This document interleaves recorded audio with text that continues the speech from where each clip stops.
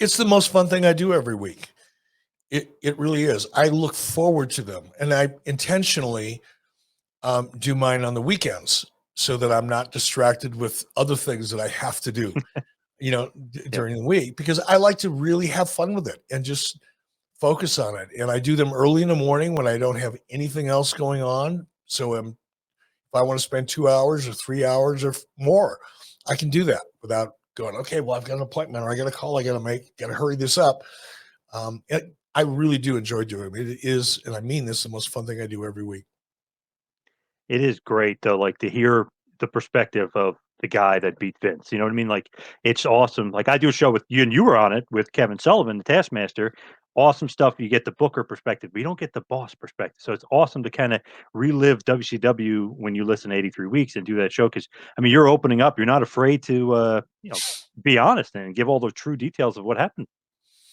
Yeah, I found doing the podcast has been, it's fun, as I said, but it's also been cathartic in a way, because for so many years, there were so many opinions about, what went wrong in WCW and what was going on behind the scenes. And, a lot of that garbage was generated by guys like Dave Meltzer, who really didn't know what they were talking about, or were being fed, bullshit information as a rib, probably.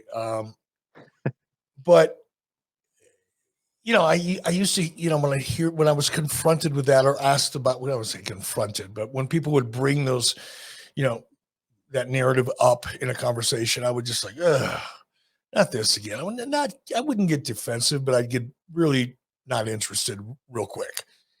And doing the podcast made me realize that really digging into some of that stuff and having fun with it can serve two purposes. One is I can destroy a lot of those narratives with facts. And two is I can have a blast doing it and make a buck or two. So I have a whole different perspective now. Yeah, I love that too because you read so many internet rumors, which obviously 90% of them are bullshit. And you see this, and even friends say this, and they think, "Oh, this has happened to WCW." But it's awesome to have like, well, just listen to 83 Weeks, or just listen to Eric.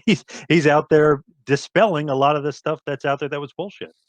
Yeah, and that's fun. I'm not the only one. I mean, Bruce Pritchard did it before me, and there's a lot of people doing it now, and I think it's really good. I think it's healthy for the wrestling industry to dissect and critique and, when appropriate, shred the cosplay wrestling journalists that are out there, publishing this stuff and convincing people it's truth and it's fact and it's from great sources and all that, when it's just not.